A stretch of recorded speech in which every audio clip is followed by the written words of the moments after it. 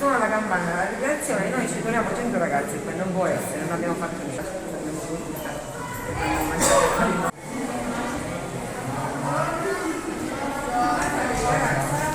È il nostro vice sindaco, è venuto a trovarci e mi sto un pochino facendo visitare la professoressa Donatella.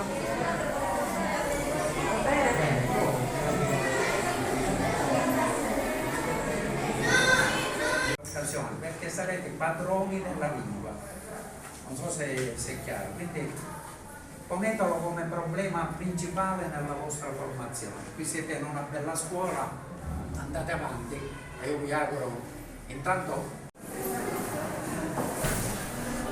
Questa è una terza, dicevo, sedete, queste che abbiamo lasciato sono in cartapesta. Di farlo In attesa di avere lo spazio più grande, i lavori si fanno comunque, non c'è in questo momento. Speriamo che non sia un lavoro, perché c'è dei lavori. Sì, anche giù Faccio fare Avete organizzato qualche mostra anche con i materiali? Sì. Devo fanno fare sempre. alla conclusione del Cioè l'amministrazione comunale sarà sempre con la scuola. Ci sarà una collaborazione forte perché tutti abbiamo l'interesse che la scuola funzioni nel migliore dei modi, perché è la cosa più vitale e anche buone feste, anche se poi magari ci saranno occasioni per vedere magari in piazza partecipare a tutte le iniziative che ci saranno in questo.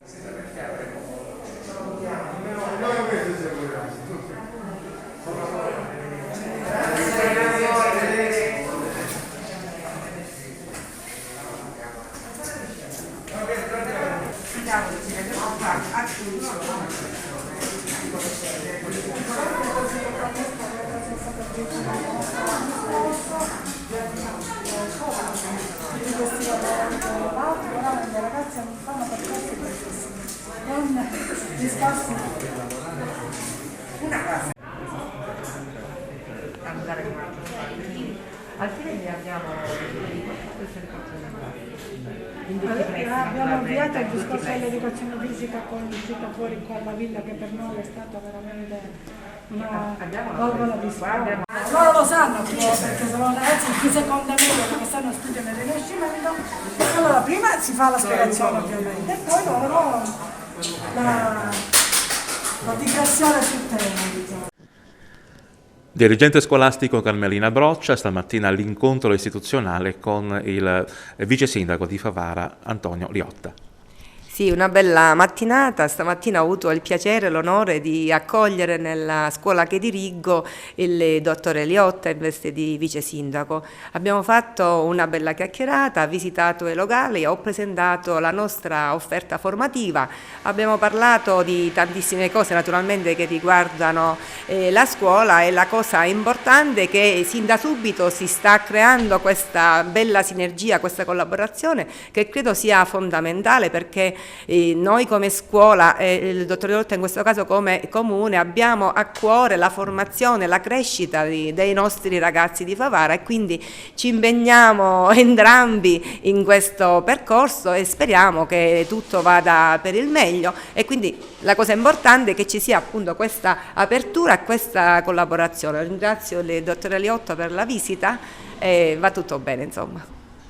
Che cosa si possono aspettare i genitori, gli alunni, gli utenti della scuola adesso?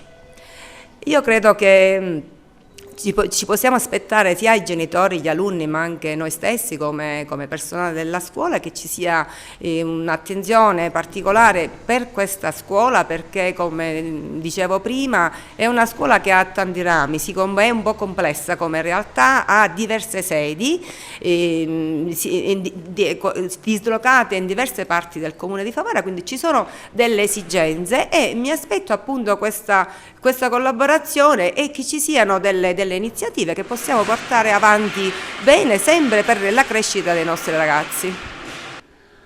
Dottore Liotta, vice sindaco del comune di Favara, continuano i suoi giri nelle varie scuole. Che realtà ha trovato alla Brancati?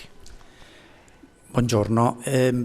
Io come incaricato da un punto di vista giuridico alla pubblica istruzione del Comune, sto completando il giro di tutte le scuole nell'ambito del programma L'amministrazione incontra le scuole, e quindi una visita ufficiale a questo istituto dove ho trovato una realtà superiore alle mie stesse aspettative,